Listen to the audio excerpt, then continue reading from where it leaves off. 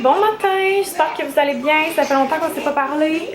En gros, ça a vraiment été difficile pour moi dans les derniers jours. Au début, quand toute cette crise-là a commencé, on dirait que j'étais pleine d'énergie, que j'avais plein d'idées, que j'étais comme on va passer au travers de tout ça, ça va aller super bien, puis je vais vlogger, puis les gens vont aimer ça, on va se donner des trucs, puis on va s'encourager mutuellement et tout. Puis là, on dirait, comme avec la job à Fred, j'ai vraiment eu un clash, là, vraiment solide. Ça m'a frappé plein fouet. J'étais comme, ok, je vais prendre le temps de redescendre parce que c'est ça. Ça a vraiment été difficile. Fred, il travaillait jusqu'à minuit, comme quasiment tous les jours. Fait que moi, je capotais. Depuis le 13, dans le fond, il y a eu une journée de congé dimanche, puis il prenait quand même ses courriels et tout. Fait que ça a été un casse-tête pour moi, puis en plus j'ai été malade, je sais pas ce quoi que j'ai, mais du jour au lendemain, j'ai commencé à avoir super mal à la gorge, puis j'ai quasiment perdu la voix. Je me sens super fatiguée, mais tu sais, j'ai comme pas des symptômes de la COVID exactement, fait que on laisse ça comme ça. J'ai eu des gros maux de tête, mais tu sais, ça se peut que c'était juste le stress. J'ai vraiment mal, j'ai tout le temps comme un point au cœur, mais ça, je sais que c'est mon anxiété qui fait ça. Fait que c'est ça pour les petites nouvelles. Bref, j'ai voulu prendre une pause pour me reposer, puis il y a une autre chose qui m'a stressée, c'est que, tu sais, moi, je suis pas une prof, là. Tu sais, je vais faire les activités pour les enfants puis tout ça, mais je vais jamais comme m'improviser professeur. Puis j'ai des enfants de toutes les années, là. J'ai maternelle première année, troisième année puis cinquième année. Annabelle, j'ai aucun souci pour elle, puis Olivier non plus. Mais pour ce qui est de Florence, ça m'inquiète parce qu'elle était déjà en difficulté. Puis là, de manquer le reste de l'année, ça me stresse beaucoup. Florence, elle faisait de l'aide aux devoirs toutes les semaines, 2 jours par semaine à l'école. Puis ça l'a vraiment aidé. Puis dans le fond, c'est qu'elle, depuis la première année, je sais pas si c'est intéressant qu'est-ce que je dis là, mais en tout cas, depuis la première année, elle a des gros problèmes d'apprentissage parce que la lecture, ça a été difficile. Fait que, tu sais, si la lecture, ça va pas bien, mais tout est compromis dans le fond, là. Et l'écriture aussi, parce que ça fait partie de la lecture. Plus tu lis, plus t'es bon en français. Fait que bref, ça a été vraiment difficile. Puis elle a aussi eu des difficultés avec le concept des mathématiques.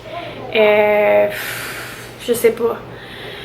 Puis les devoirs à la maison, c'est super difficile pour elle parce que bon, il y a beaucoup d'actions à la maison, même si on se retire dans un coin, même si elle est comme tellement facilement dérangée. Puis elle pense à autre chose, et peut-être TDA, puis on sait pas, là. Mais elle a aucun diagnostic, puis c'est jamais ses profs qui m'ont dit ça. Fait que bref, c'est ça. C'est vraiment difficile pour elle. Fait que là, ça m'inquiète beaucoup. Puis pour Étienne, ben c'est que Étienne, il a eu un problème de langage, il a un trouble du langage, vous le savez. Il n'a pas été suivi en orthophonie à l'école parce qu'il était trop bon. Il est comme... Il a un trouble, mais il est trop bon pour être vu. Fait que c'est ça. Dans le fond, là j'ai peur que ça bloque pour l'année prochaine sa première année parce que il sait pas mal tout reconnaître les lettres, mais il s'en souvient pas. Comme si mettons il y a l'alphabet en avant de lui, il va me pointer les bonnes lettres quand je lui pose des questions, mais si je lui mets l'alphabet comme tout mélangé, ben là il y a des lettres qu'il saura pas. Mais probablement que si je le mets tout l'alphabet là, c'est parce qu'il le sait par cœur à cause de la chanson. Fait qu'en tout cas, ça c'est important pour l'apprentissage de la lecture. Fait qu'encore une fois, comme j'ai peur pour ça, pour l'année prochaine en première année. Enfin bref, tout ça pour dire que je me sens vraiment pas à la hauteur pour ce qui est des enfants à la maison qui doivent continuer leur processus scolaire. Si, je sais qu'ils nous ont dit tous les enfants devraient passer, là, puis aller pas à l'étape suivante, mais au degré suivant. On dirait que j'ai peur comme pour l'année prochaine de quoi ça va avoir l'air. Déjà que cette année on avait de la misère. Bref, c'est ça. Et puis là, je me suis ressaisie, ça va mieux. Je leur fais faire de la lecture, de l'écriture à tous les jours. Comme aujourd'hui, on écrit des lettres à ma famille, puis à la famille à Fred. Fait que les grands-parents, tout le monde va recevoir une petite lettre là. Fait que ça c'est bien le fun. Mais là, je pensais que j'avais des timbres, puis j'en ai plus. Fait que je vais voir qu'est-ce qui est ouvert là, puis je vais faire aller chercher ça à Fred. Éventuellement, s'il finit assez tôt pour ça. Sinon, ben, le prochain jour qui peut être en congé. Mais bref, moi je retrouve des petits projets pour moi aussi. Tu sais, je veux vraiment prendre soin de moi parce que une autre affaire qui me stresse, c'est que, tu sais, avant... Wow! J'ai un trouble de panique avec agoraphobie. Ça veut dire que j'en sortais ou qu'il y a beaucoup de gens, c'est comme vraiment stressant pour moi. Puis depuis 2015, c'était comme derrière moi tout ça. Je fais pas de crise de panique en ce moment, mais j'ai beaucoup d'anxiété, ce qui cause mes maux. Et j'ai peur qu'après tout ça, je trouve ça difficile de retourner dans le public par peur d'attraper quelque chose ou je sais pas quoi. Fait que la peur d'avoir peur, hein, c'est déjà là. Bref. Fait que je vais prendre soin de moi. Et puis c'est ce que je vais faire parce que ça va être super important. Là. Je suis comme toute seule avec les enfants depuis le début. Puis je sais qu'il y en a qui vivent avec leur chum pas là 7 jours sur 20 ou whatever, mais tu sais. Puis je l'ai déjà vécu que Fred soit parti puis tout ça pendant 3 mois ou whatever, mais c'est pas la même affaire. Il y a comme un autre contexte là. Les enfants vont pas à l'école, ils vont pas à la garderie, puis moi je suis comme pris à la maison. Fait qu'il faut revoir toute notre pas notre stratégie, mais notre routine. Fait que bref, on est en train de tranquillement se remettre de ça. Puis là, je suis en train de me faire un petit projet pour ma salle de lavage en bas qui est vraiment laite. Je vais voir ce que je peux faire parce que c'est sûr que je suis dans une maison louée. Je fais pas de réno, mais je vais essayer de faire quelque chose de pas pire. Fait que je vais vous montrer ça. En fond, là, je suis en train de me faire un... Je vais prendre un tableau, puis je vais écrire Wash, Dry and Fold dessus. Avec ma cricotte. Fait que je vais vous montrer ça une fois que ça va être fait.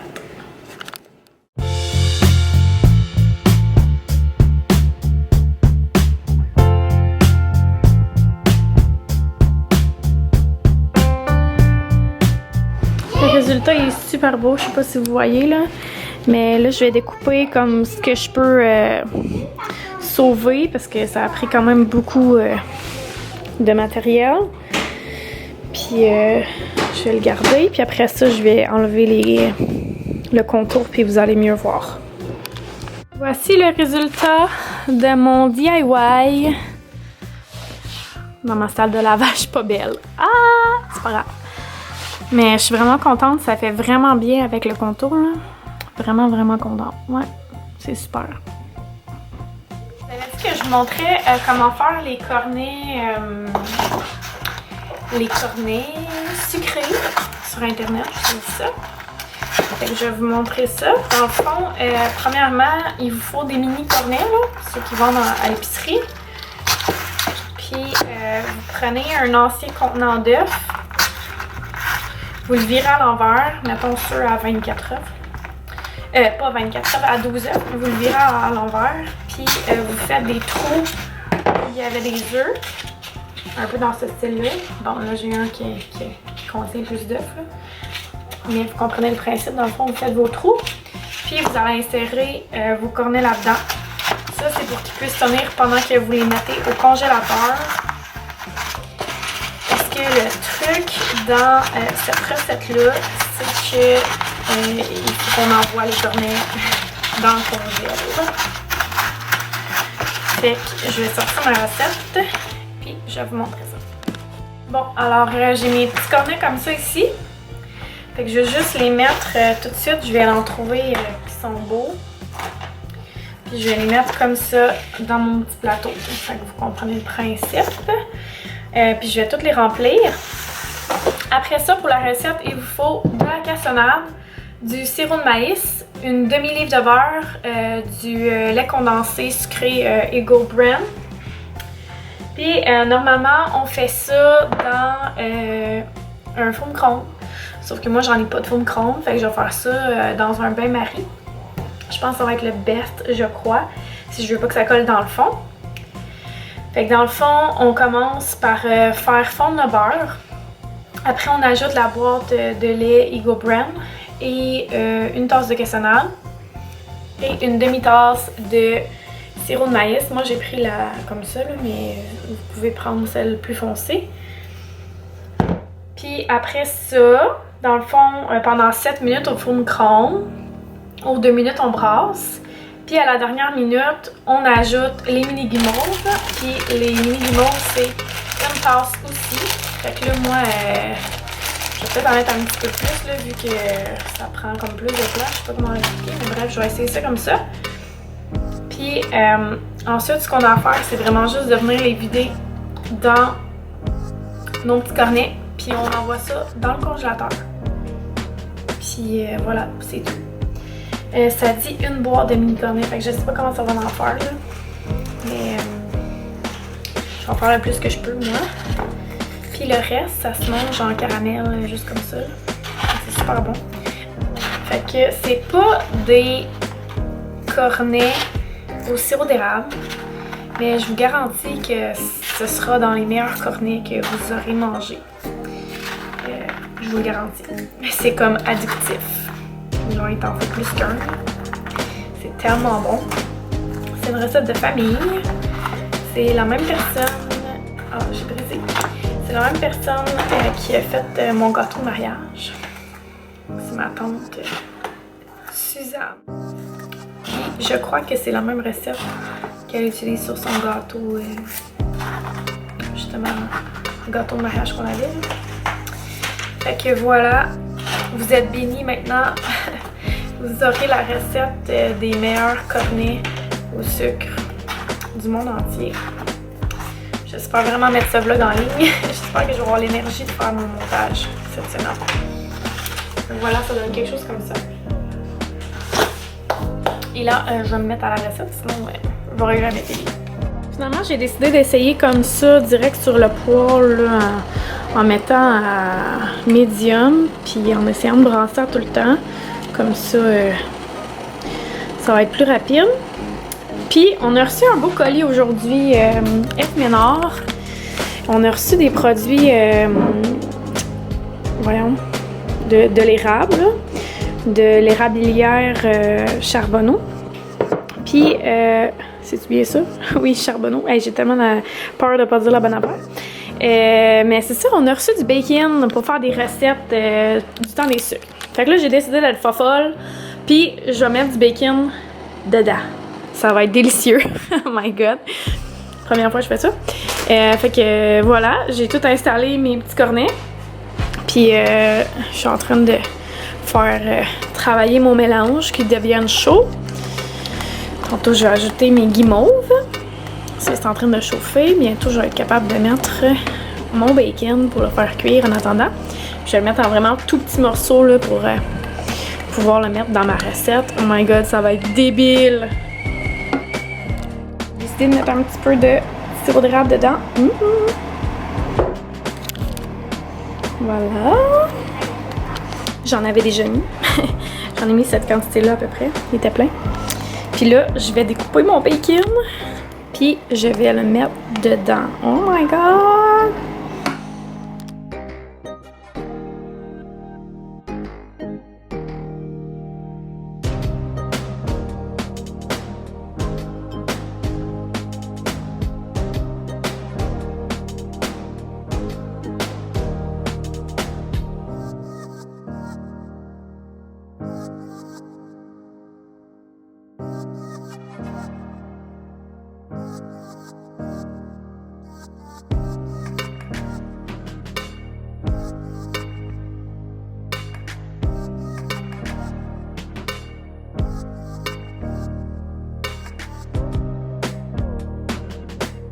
Alors là, vous voyez, ça donne à peu près cette quantité-là. J'ai réussi à mettre des cornets entre ceux qui étaient dans les trous pour essayer de les conserver droits parce que sinon, c'est ça, ça coule.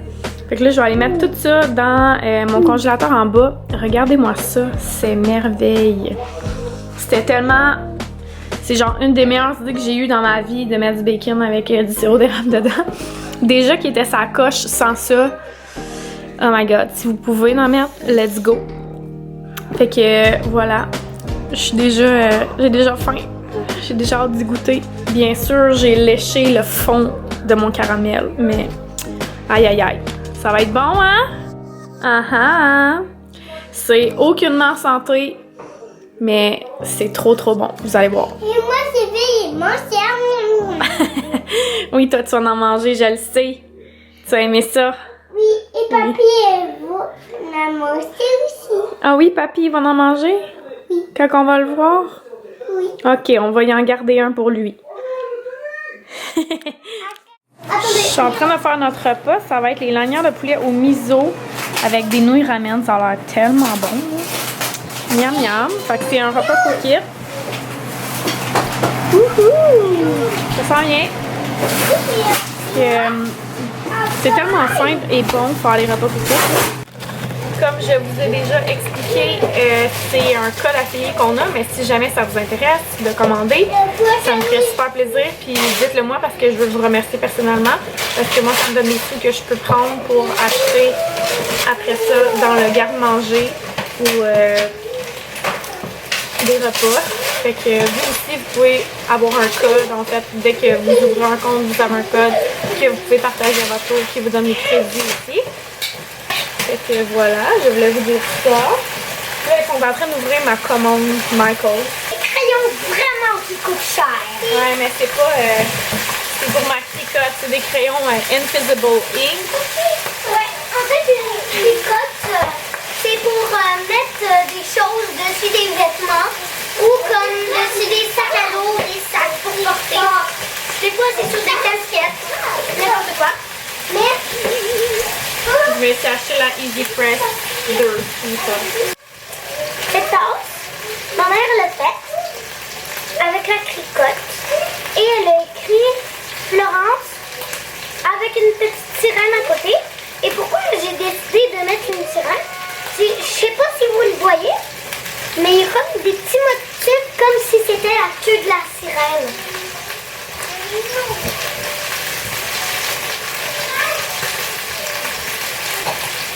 Et l'autre que ma mère elle a fait, si vous n'avez pas regardé l'autre vidéo, elle a dit dessus avec la tricote aussi, je crois que les licornes existent. Et en arrière, elle a fait un dessin de licorne. Et pourquoi elle a choisi ça? C'est parce que la tasse, je sais pas si vous voyez, mais quand on le met au soleil, ça fait comme si c'était arc-en-ciel. C'est vraiment gentil. J'ai mis ça parce que je sais que les licornes existent. L'homme est arrivé. Bonjour. Bonsoir. Bonsoir. T'es tôt aujourd'hui? Quelle heure est-il? 6h37. Wouhou! On a fini de faire les bols. Hey, il en manque un. À moins que quelqu'un soit déjà passé avec. Ok. Ça a l'air de ça. Ça a l'air super bon. Ça me fait penser à nos nouilles de pauvre qu'on appelle. Hein? Mais il y a du miso là-dedans. Ça sent super bon. Ça va être délicieux. C'est un secret. Je vais faire tester la recette à l'homme. Je suis vraiment pas si la luminosité est correcte. Chin. Je mets le droit à une coulisse. Ça fait.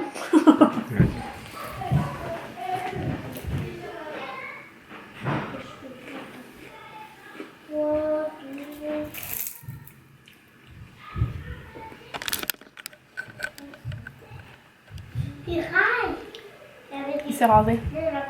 Oui? Pas pogner de C'est bacon? froid, mais c'est bon.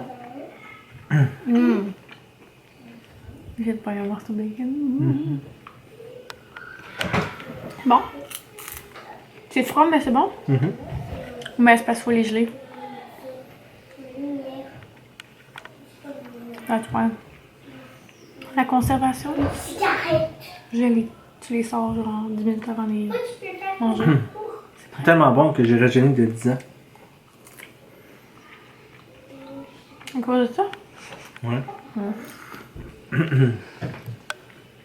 Sûr que t'es moins blanc. Quand t'as pas de barbe. Je suis moins blanc. Ben ouais. T'as plus de poils blancs dans ta barbe Ah, ok. que dans tes cheveux. D'accord. Bon ben, note sur 10. Pas mal un 10 avec modération. Ça veut dire quoi ça?